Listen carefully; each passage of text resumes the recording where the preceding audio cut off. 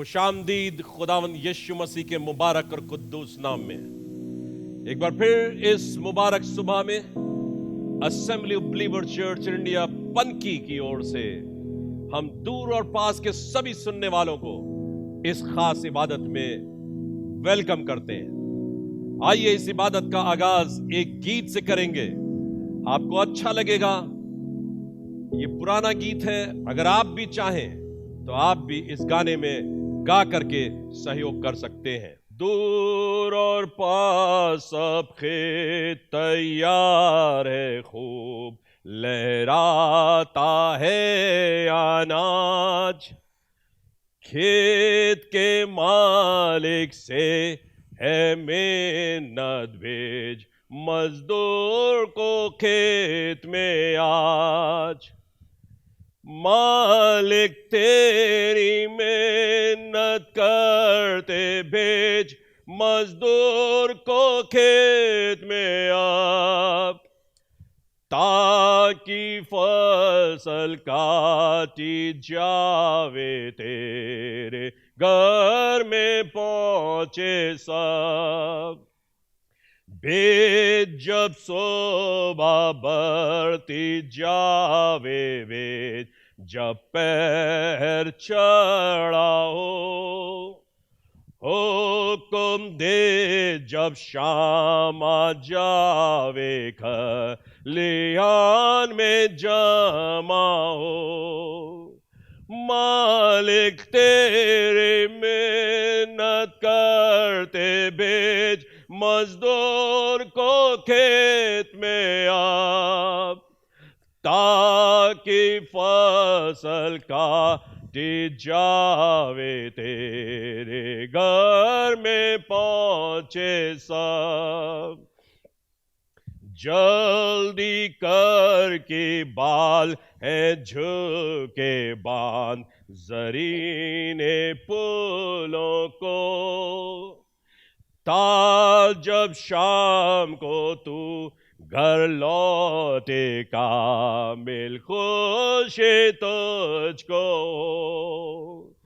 मालिक तेरे मेहनत करते भेज, मजदूर को खेत में आ, ताकि फसल काटी जावे, तेरे घर में पहुंचे सब।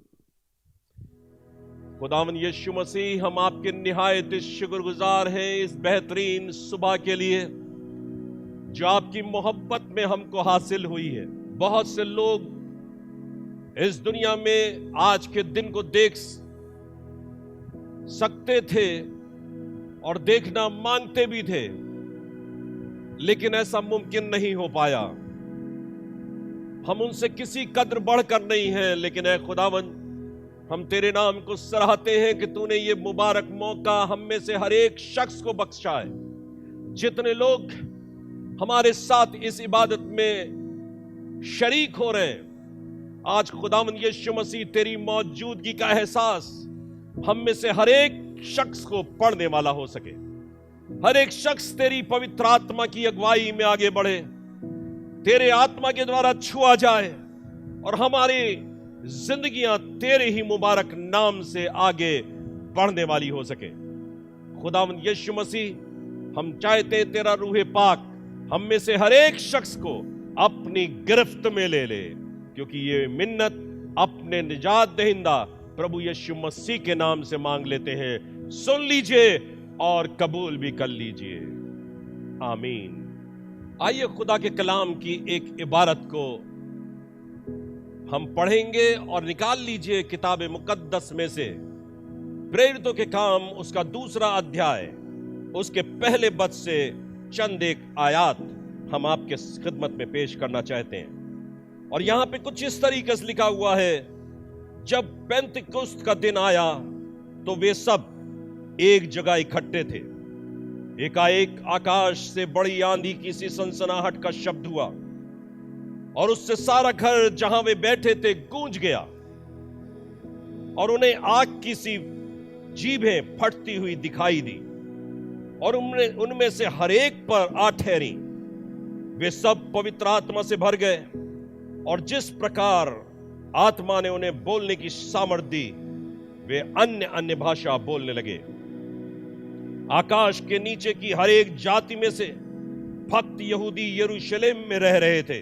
जब यह शब्द हुआ तो भीड़ लग गई और लोग घबरा गए, क्योंकि हर एक को यही सुनाई देता था कि ये मेरी ही भाषा बोल रहे हैं। वे सब चकित और अचंभित होकर कहने लगे, देखो, ये जो बोल रहे हैं क्या गलीली नहीं? तो फिर क्यों हम में से हर एक अपनी अपनी जन्मभूमि की भाषा सुनता है? और वे सब चकित हुए और घबराकर एक दूसरे से कहने लगे, ये क्या हो रहा है? परंतु दूसरों ने ठट्ठा करके कहा, वे तो नई मदिरा के नशे में चूर हैं। इस कलाम की इस इबारत के जरिए से मैं आज तमाम जहान के सभी लोगों से यह कह देना चाहता हूं कि खुदावंद यीशु मसीह, जो आज से 2020 साल पहले इस दुनिया के अंदर हमारी और आपकी तरह चला फिरता करता था, वो खुदा जो परमेश्वर का पुत्र होकर इस दुनिया के अंदर आया, अपने वायदे के अनुसार वो शीघ्र दोबारा आने वाला है और उसके आने में अब देरी नहीं है। दुनिया के हालात और दुनिया की सभी चीजें इस ओर इशारा कर रही हैं कि खुदा के लोगों, खादिमों, बशारत के काम में लगे हुए लोगों, तैयार हो जाओ। बहुत दिन हो सकता है हमने आराम से अपनी जिंदगी को दुनिया के तौर और तरीकों को गुजारते हुए गुजारा, लेकिन आज चेत जाने की आवश्यकता है, आज होशियार हो जाने की आवश्यकता है। और आवश्यकता इसलिए भी है क्योंकि ये हमारी जिंदगी से ताल्लुक रखता है, ये आपकी जिंदगी से ताल्लुक रखता है।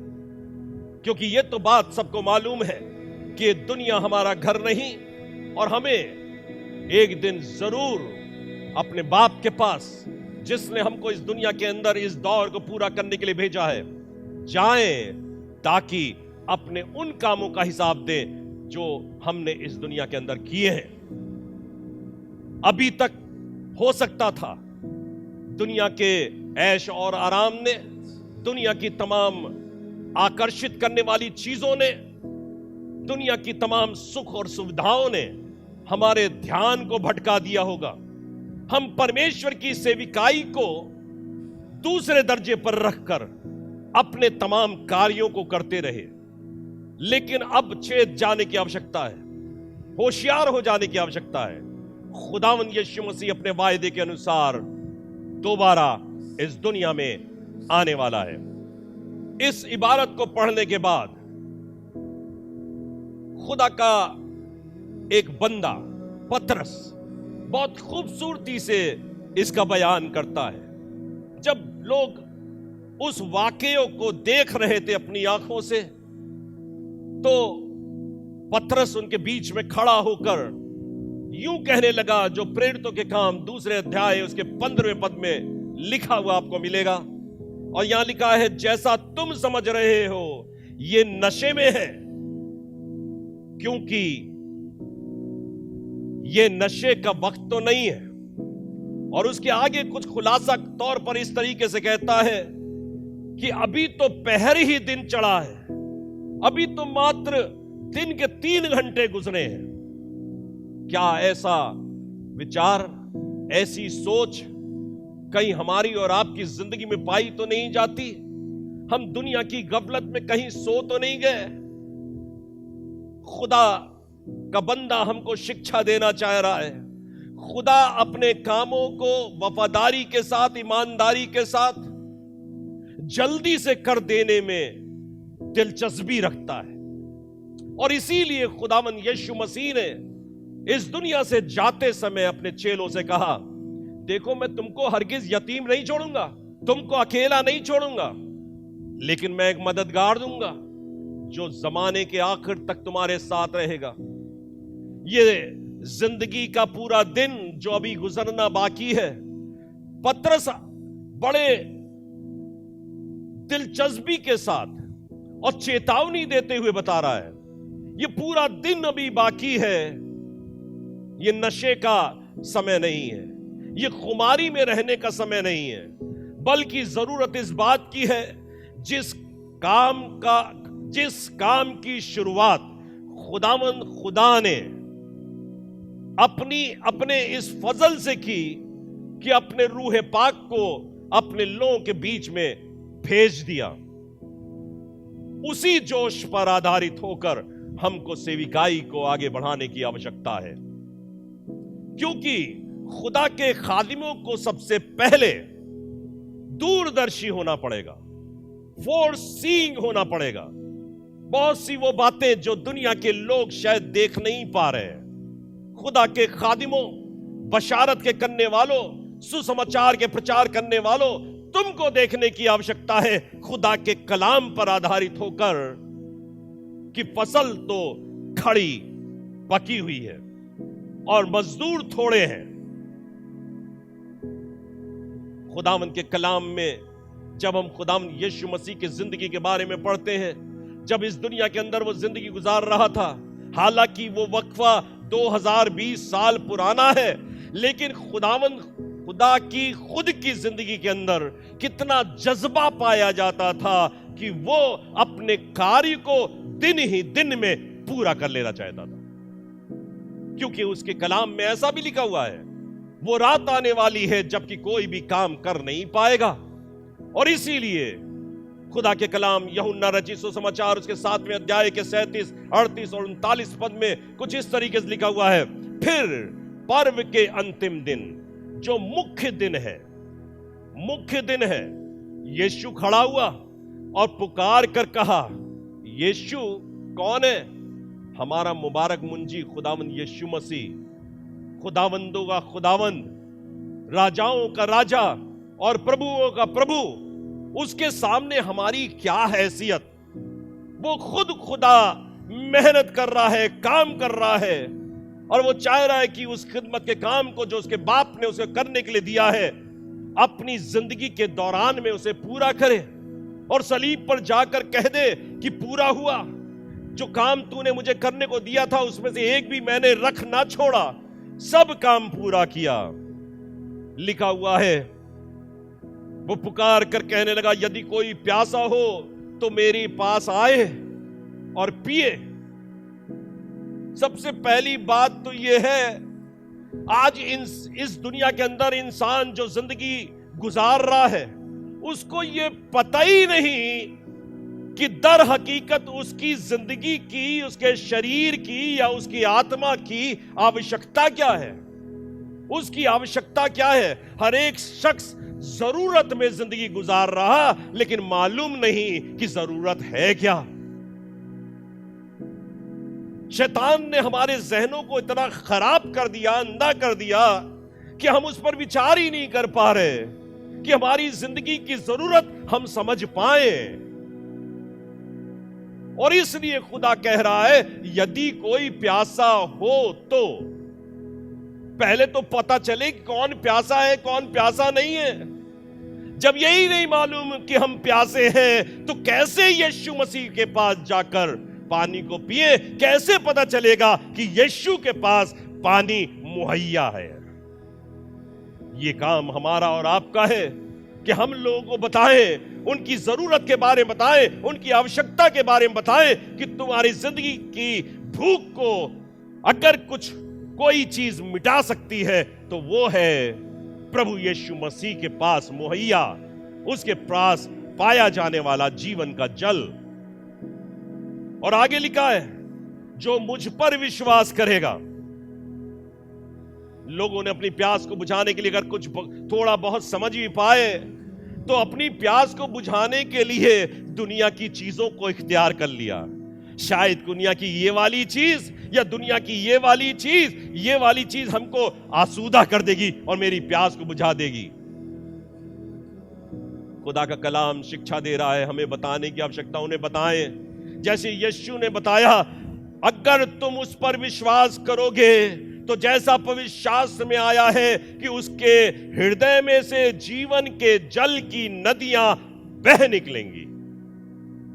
ना सिर्फ वो अपने प्यास को बुझाएगा, आज हम अपने दुनिया के तौर और तरीकों से, तमाम रंग रलियों से हम हो सकता है थोड़ी बहुत जबान को एक उंगली के पानी से तर कर पाते हो, लेकिन प्यास तो नहीं बुझती, बल्कि और ज्यादा प्यास जागृत हो जाती है। लेकिन अगर खुदावंद यीशु मसीह के पास आएंगे, खुदावंद यीशु मसीह के तौर और तरीके में डूब जाएंगे, तो ना सिर्फ हमारी वो प्यास को बुझाएगा, बल्कि हमारे अंदर से जीवन के जल की ऐसी नदी बहेगी कि बहुत से लोग आसूदगी को हासिल करेंगे। बहुत से लोग जो भटक रहे हैं, बहुत से लोग जो जान जाना चाहते हैं, जो बहुत से लोग जो पा जाना चाहते हैं, लेकिन रास्ता नहीं मिल रहा। क्यों? क्योंकि हमने उनको ठीक रास्ता बताया ही नहीं।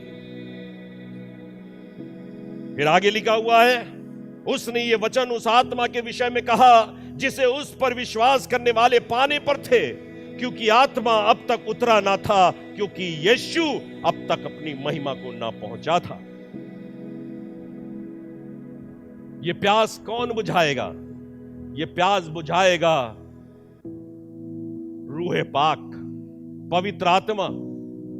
हमारी आत्मा जो परमेश्वर का दिया हुआ एक बहुत बड़ा वरदान है हमारी जिंदगी के अंदर, उसकी भूख अगर कोई मिटा सकता है तो वही मिटा सकता है जिसके पास से वो आई है, जिसके पास से ये आत्मा हमारी जिंदगी, हमारे जिस्म के अंदर दिया गया है। वो रूह पाक ही है। जब हमारी जिंदगी से सराबोर हो जाता है, जब हमारी जिंदगी के साथ मिल जाता है, तो हम आसूदगी को हासिल करते हैं। यूहन्ना रचित सुसमाचार उसके 16वें अध्याय के 13वें पद में लिखा है, परंतु जब वो अर्थात सत्य का आत्मा आएगा तो तुम्हें सब सत्य का मार्ग बताएगा, क्योंकि वो अपनी ओर से कुछ ना कहेगा। देखिए, ध्यान देकर सुनिएगा, वो अपनी ओर से कुछ ना कहेगा। कहां से कहेगा? परंतु जो कुछ सुनेगा, अर्थात बाप से जो कुछ सुनेगा वो ही कहेगा, और आने वाली बातें तुम्हें बताएगा। ये आत्मा के अंदर खुसूसियत पाई जाती, ये शानदार वरदान है इस आत्मा का कि आने वाली तमाम बातों को देख ले। आज हमारी ये नादीदा आंखें, ये कमजोर आंखें, ये कमजोर होने वाली आंखें देख नहीं पा रही, कल क्या होने वाला नहीं मालूम। कोविड-19 से ग्रस्त लोगों, तुम्हें नहीं मालूम कि कल क्या होगा, लेकिन परमेश्वर का आत्मा जो रूह पाक है, जब हमारी जिंदगी में आ जाता है तो हम सब कुछ साफ साफ देख पाते हैं, सब कुछ साफ साफ देख पाते हैं। खुदा के कलाम में कुछ इस तरीके से लिखा हुआ है, खुदावंद यीशु मसीह ने कहा कैसे ये रूह पाक तुम हासिल करोगे। प्रेरितों के काम उसके 1 अध्याय उसके 4 पद में लिखा है, और उनसे मिलकर उन्हें आज्ञा दी कि यरूशलेम को ना छोड़ो, परंतु पिता की उस प्रतिज्ञा के पूरे होने की बाट जोते रहो। अब खुदा का कलाम कह रहा है, मैं अपनी आत्मा तुमको दूंगा, तुम्हारी जिंदगी में आएगा, लेकिन कैसे आएगा? बाट जो हो। क्या करो? बाट जो हो। आज लोग गफलत के शिकार हैं। सब लोग कह रहे हैं रूह पाक है हमारे पास, पवित्र आत्मा है हमारे पास, बगैर ठहरे रूह पाक नहीं मिलता। खुदा ने कहा है, जिसकी प्रतिज्ञा की पूरे होने की बाट जो रहे हो, जिसकी चर्चा तुम मुझसे सुन चुके हो, इसलिए यरूशलेम को ना छोड़ो जब तक तुमको वो हासिल ना हो जाए। लिखा है लूका रचित सुसमाचार उसके 24वें अध्याय के 49वें पद में, और देखो जिसकी प्रतिज्ञा मेरे पिता ने की है मैं उसको तुम पर उतारूंगा, और जब तक स्वर्ग से सामर्थ ना पाओ तब तक तुम इसी नगर में ठहरे रहना। ठहरे रहने का क्या मतलब है? Tarrying. We have to tarry before the lord. उसके सामने ठहरना पड़ेगा। ये चलते फिरते ऐसे ही खाली पीली ये परमेश्वर की बड़ी सामर्थ हमारी जिंदगी में हासिल नहीं होगी। कई बार हम गफलत के शिकार होते हैं। भले भले काम करने वाले लोगों, अच्छे काम करने वाले लोगों, अच्छे गीतों को गाने वाले लोगों, कलाम को बार बार पढ़ने वाले लोगों, तुमको बताने की हाजत है कि हमको ठहरने की आवश्यकता है। We have to wait before the lord, we have to tarry before the lord. उसके सामने ठहर जाएं। ये बात चेलों को बहुत अच्छी तरीके से समझ में आ गई। और चेले चूंकि यहूदी थे, यहूदी बैकग्राउंड के थे, इनको मूसा की शरीयत के बारे में बहुत अच्छी तरीके से मालूम था। खुदावंद यीशु मसीह ने कलाम कर दिया तो इन्होंने सोचा कोई बेहतरीन दिन चुना जाए, कोई बेहतरीन वक्त चुना जाए जिसमें हम वेट करें, टैरी करें। उन्होंने कहा हम पवित्र आत्मा हासिल करेंगे। तब उन्होंने एक दिन चुना जिसे कहते हैं पेंतिकोस्त का दिन। यह पेंतिकोस्त का दिन वो है जो मूसा की शरीयत में सिखाया गया कि जब तुम्हारी खेत की फसलें पक जाएं तो उनकी फसलों को काट कर अपने घर में मत ले आना, लेकिन उसके लिए लेवी व्यवस्था की पुस्तक उसके 23वें अध्याय के 15वें-16वें पद में लिखा हुआ है, फिर उस विश्राम दिन के दूसरे दिन से, अर्थात जिस दिन तुम हिलाई जाने वाली भेंट के फूलों को लाओगे, उस दिन से पूरे 7 विश्राम दिन, 7 हफ्ते, 7 विश्राम दिन गिन लेना। और 7वें विश्राम दिन के दूसरे दिन तक 50 दिन गिनना। और 50वें दिन को यहोवा के लिए नया अन्न बलि चढ़ाना। इसे कहते पेंतिकोस्त का दिन, जो पुराने ऐहदनामे में मूसा के द्वारा लोगों तक पहुंचाया गया। उन्होंने उस दिन को चुन लिया ताकि वो परमेश्वर के सामने ठहरे, क्योंकि उस समय इजाजत नहीं थी कोई फसल काट कर अपने घर में लाए और उसे इस्तेमाल कर ले बगैर हिलाई हुई भेंटों को जो 50वें दिन चढ़ाई जाएंगी। इस काम को पूरा किए। ये लोग जो परमेश्वर के चेले थे, तकरीबन और लोगों को मिलाकर 120 लोग थे। ये सब लोग एक ही मन, एक ख्याल के होकर आज उस जगह पर परमेश्वर के भवन में जाकर एकत्रित हो गए। मैंने लिखा है, all 120 people were of one mind, all 120 people were of one mind. None were uninterested, unconcerned, or lukewarm, but all were in earnest and united in faith and prayer. और आगे लिखा है, probably in the temple court where they had met regularly for prayer, and not in the upper room where they had residence during that time. और इसके बाद जब ये लोग वहां पर एक मन, एक ख्याल, एक तबीयत, एक जोश से भरकर मौजूद थे और परमेश्वर की आज्ञा के अनुसार टैरी कर रहे थे, वेट कर रहे थे, तो इस पेंतिकोस्त के दिन लिखा हुआ है एक बड़ा जलजला सा आ गया, एक बड़ी आंधी का सा शब्द हुआ। यहां पे लिखा है, एकाएक आकाश से बड़ी आंधी की सनसनाहट का शब्द हुआ। इस बात को खुलासा कर देना चाहता हूं आपके लिए कि जब खुदावन का ये जो पैराग्राफ है जो यहां पढ़ा जा रहा है, ये परमेश्वर की आत्मा के उंडेले जाने का वर्णन है। यानी पवित्र आत्मा क्या है? ये परमेश्वर पिता का आत्मा है। ये क्या है? ये मसीह का अपना आत्मा है, जो पवित्र आत्मा के यानी कि खुदा की अपनी गैर फानी मौजूदगी अब इस जगह पे होने जा रही है। तो जिस जगह पे खुदा की गैर फानी मौजूदगी होगी तो परिस्थितियां तो हिलेंगी, परिस्थितियां तो डवाडोल होंगी, हालात कुछ ऐसा मंजर बना देंगे कि हमें भी एहसास करना पड़ेगा कि यहां पर हम ही नहीं, कोई और भी है, कोई और है जो हमसे बड़ा आ रहा है। और चेलों ने इस बात को आसानी से देख लिया। लिखा हुआ है, एकाएक आकाश से बड़ी आंधी की सी सनसनाहट का शब्द हुआ। आपको मालूम होना चाहिए, जब खुदा मौजूद होता है, पौलुस और सिलास एक बार जेल में बंद थे और लिखा है आधी रात के समय हथकड़ी और बेड़ी लगी हुई थी और नगमे गा रहे थे। तो लिखा एक बड़ा भूडोल हुआ। क्यों भूडोल हुआ? भूडोल इसलिए हुआ, खुदावन की मौजूदगी उस जगह पर आ गई थी। भूडोल इसलिए हुआ क्योंकि खुदावंद अपनी उपस्थिति दर्ज करा रहा था। सब बेड़ियां हथकड़ियां टूट गई थी, दरवाजे खुल गए थे। खुदावंद की मौजूदगी में कोई बंधन रह नहीं सकता। कोई भी शख्स, कोई अगर किसी बंधन के अंदर आज भी अपनी जगह पर मौजूद है, खुदावंद यीशु मसीह की गैर फानी मौजूदगी को अपनी जिंदगी में हासिल कर लीजिए।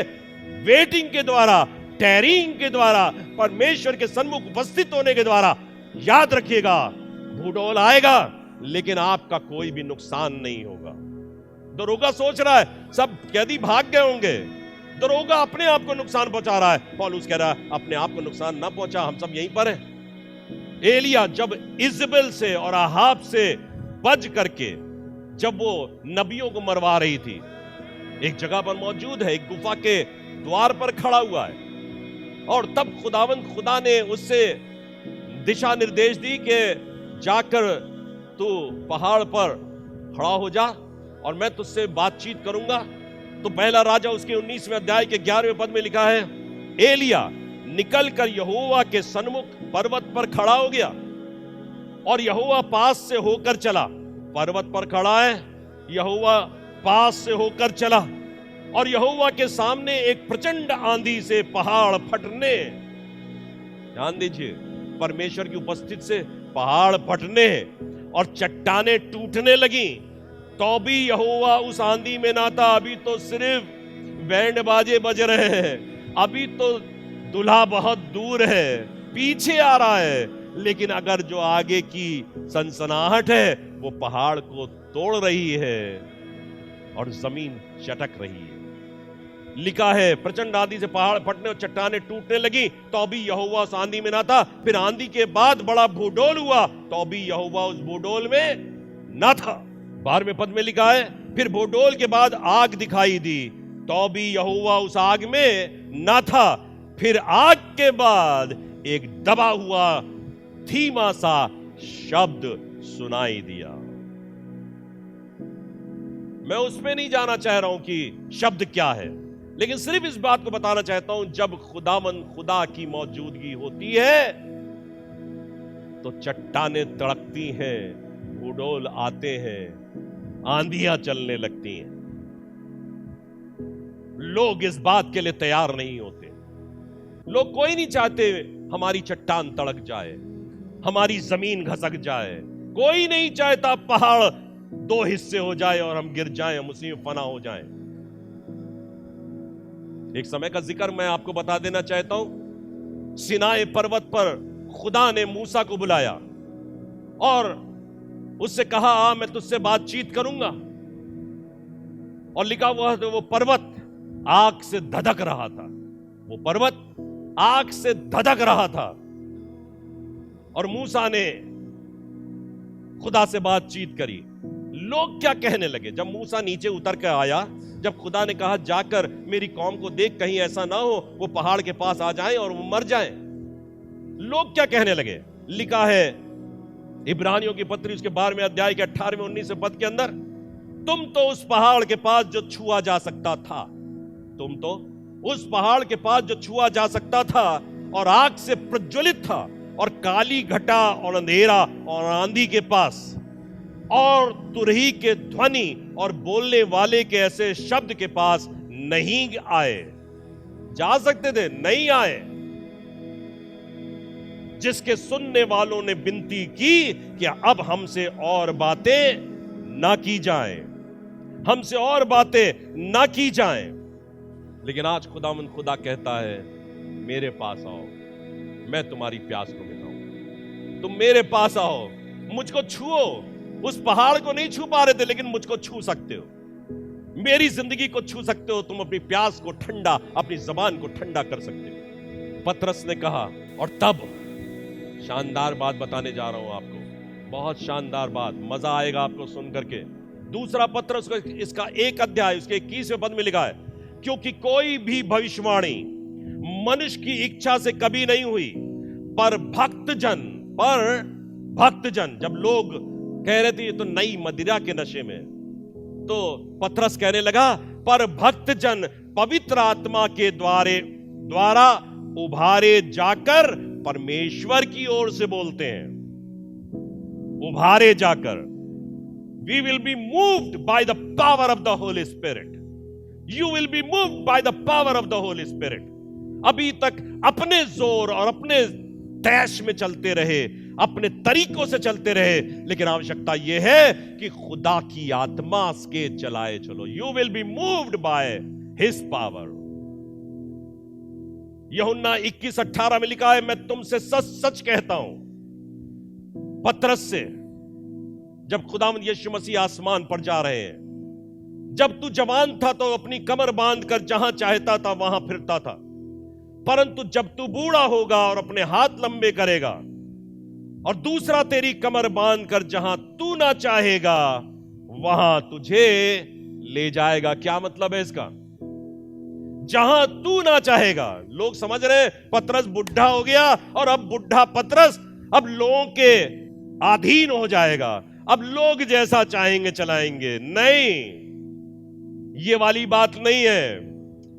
वो किसी का गुलाम होकर जीवन नहीं व्यतीत करेगा, किसी की अधीनता में, किसी के सामने हाथ फैलाने के द्वारा अपनी जिंदगी नहीं गुजारेगा। लेकिन यहां कह रहा है कि और दूसरा तेरी कमर बांधकर। खुदा बाप इतना अच्छा खुदा है, ये कमर, ये पेटी जो हम नहीं बांधते, पवित्र आत्मा आपकी पेटी की जिम्मेदारी लेता है। दूसरा तेरी कमर बांधेगा, और जब तू नहीं भी चाह रहा होगा, अब तो मेरा जिस्म कमजोर, अब तो मैं लाचार, अब तो मैं बुढ़ा हो गया हूं, कौन मुझे ले जाएगा? रूहे पाक है जो आपको ले जाएगा, आपको लिए लिए घूमेगा। जिंदगी की आखिरी सांस तक कमजोर हो जाने की अवस्था में भी रूहे पाक तुमको संभालेगा और तुम्हारी अगुवाई करेगा। इस बीमारी के मौके पर, कोविड-19 के समय में आप सोच रहे हो हम कैसे जिए, कहां जाएं, कैसे जाएं, कौन हमारी रक्षा करेगा? रूहे पाक के अधीनता में आ जाओ, रूहे पाक तुम्हारी रक्षा करेगा, तुम्हें संभालेगा, तुम्हें लिए लिए घूमेगा।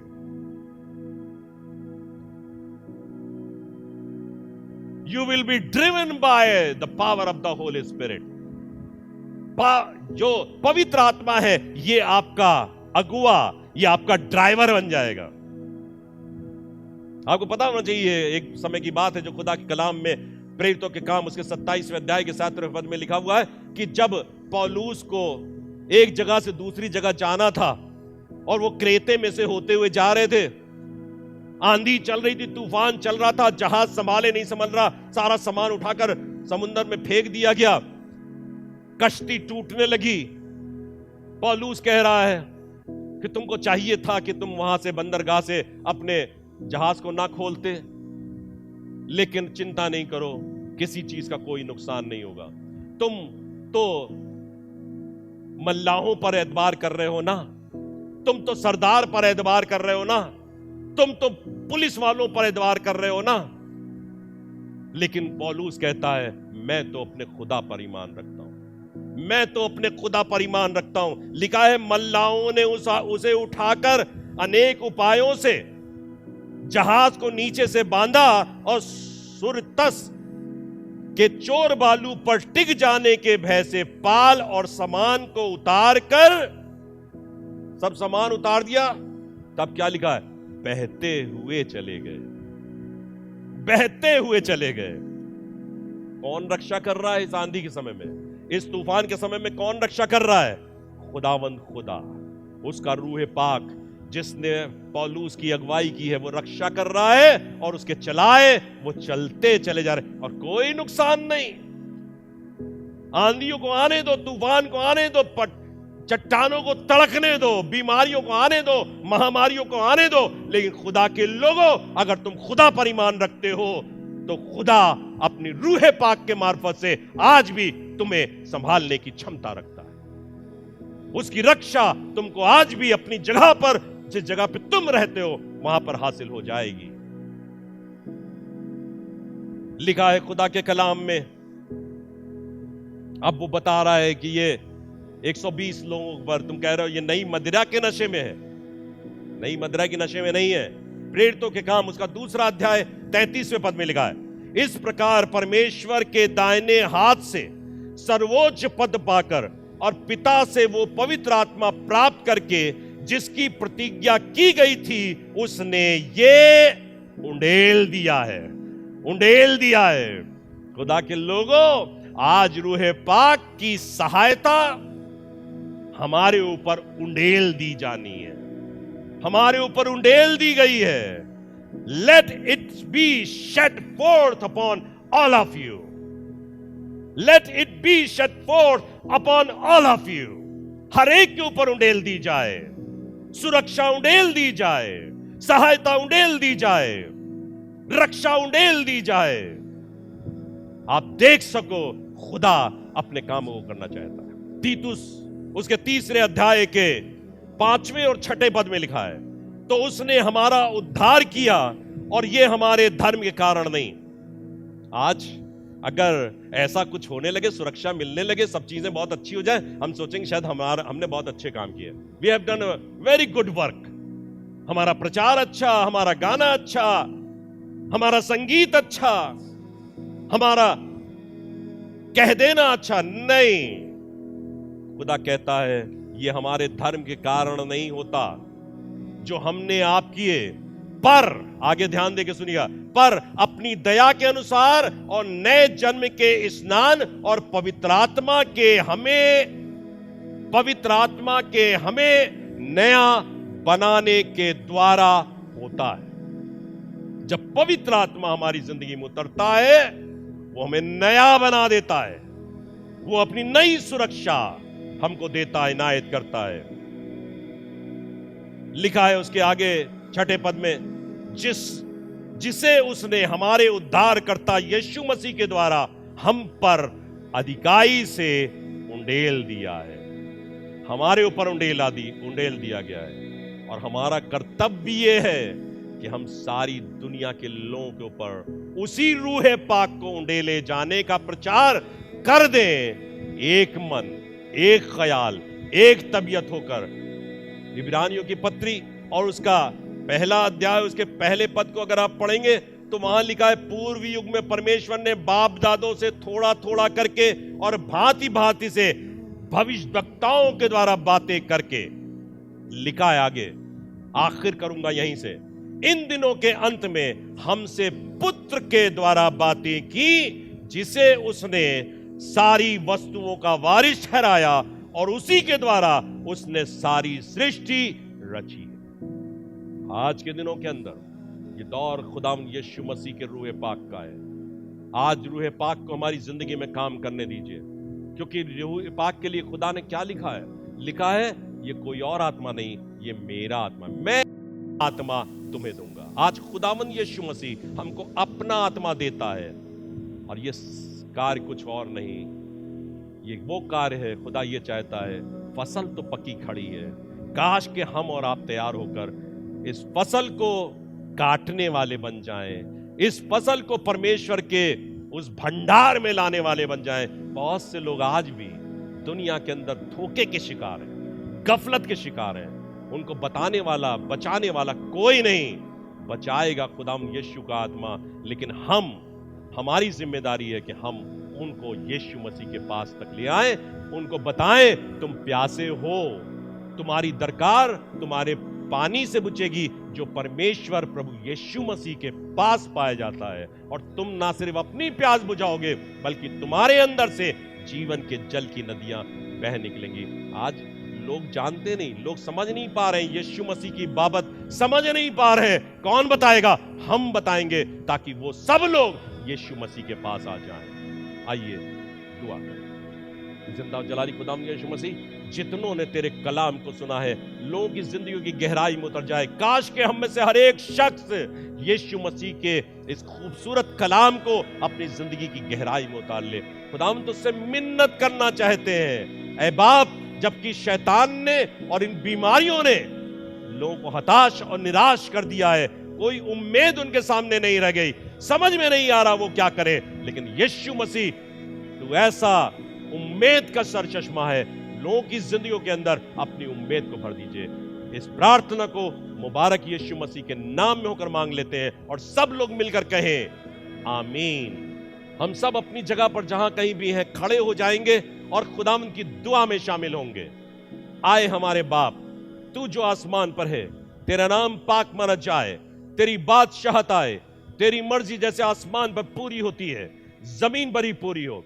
हमारे रोज की रोटी आज हमें बख्श दे, जिस तरह हमने कसूर वालों को माफ करते हैं, हमारे कसूरों को माफ कर, हमें आजमाइश न पड़ने दे बल्कि बुराई से बचा, क्योंकि बादशाहत, कुदरत और जलाल हमेशा तेरी है। आमीन। हमारे खुदाम यीशु मसीह का फजल और खुदा बाप की मोहब्बत और रूह पाक की शराकत और रिफाकत हम में से हर एक शख्स के साथ दुनिया के किसी भी कोने में जो तेरे कलाम को सुन रहा है अब से लेकर हमेशा तक बनी रहे। आमीन। हम आपसे assembly believer church in India Panki की ओर से, एबीसी प्रेयर सेंटर की ओर से मुखातिब होते हैं हर सप्ताह और इन संदेशों को आप तक पहुंचाते हैं। आपसे मैं एक ही गुजारिश करना चाहता हूं, आप हमको लाइक करने की आवश्यकता नहीं है, लेकिन जरूर कहना चाहता हूं सब्सक्राइब कीजिए और शेयर कीजिए ताकि बहुतों तक खुदा का ये जिंदा कलाम पहुंचने वाला हो सके। खुद सब्सक्राइब कीजिए, अपने दोस्तों, अपने अजीजों से कहिए वो भी सब्सक्राइब करें ताकि ये कलाम सब तक पहुंचे। परमेश्वर आपको आशीष दे।